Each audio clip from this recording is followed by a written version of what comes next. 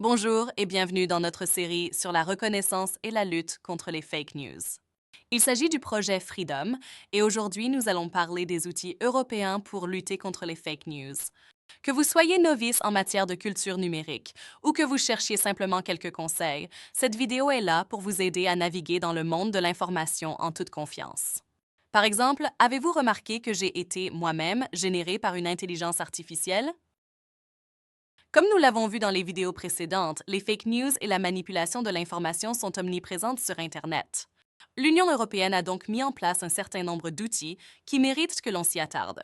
Si l'Union européenne n'interdit pas les fake news, ce serait une atteinte à la liberté d'expression. Elle tente de proposer des instruments pour les combattre et limiter leur propagation.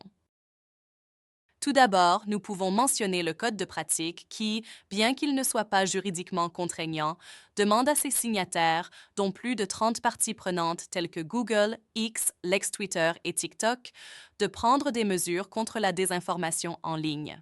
Il est notamment demandé à ces acteurs de fournir à la Commission européenne des informations sur leurs algorithmes qui ont tendance à proposer des contenus basés sur des fake news.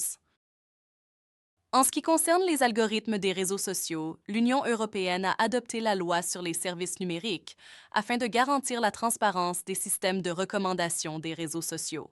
Elle sera présentée et discutée lors d'une autre vidéo. Enfin, l'Union européenne soutient la recherche sur les troubles de l'information, notamment par l'intermédiaire de l'Observatoire européen des médias numériques. Cette institution permet aux fact-checkers, aux universitaires, aux experts en éducation aux médias et à toute autre partie prenante intéressée par les troubles de l'information de se mettre en réseau, d'échanger et de collaborer. La création de l'Observatoire est l'un des éléments du plan d'action détaillé de la Commission contre la désinformation, publié en décembre 2018.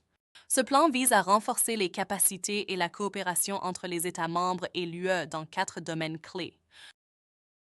Améliorer la détection, coordonner les réponses, collaborer avec les plateformes en ligne et l'industrie, sensibiliser les citoyens et leur donner les moyens de réagir à la désinformation en ligne. Merci d'avoir regardé! N'oubliez pas qu'il est essentiel de comprendre et de contrer le danger des fake news pour rester informé dans le monde numérique d'aujourd'hui. Si cette vidéo vous a été utile, n'hésitez pas à la partager avec d'autres. N'oubliez pas de vous abonner à notre chaîne, de rejoindre notre groupe Facebook et de consulter notre plateforme pour obtenir davantage de conseils et de mises à jour. Restez informés et en sécurité.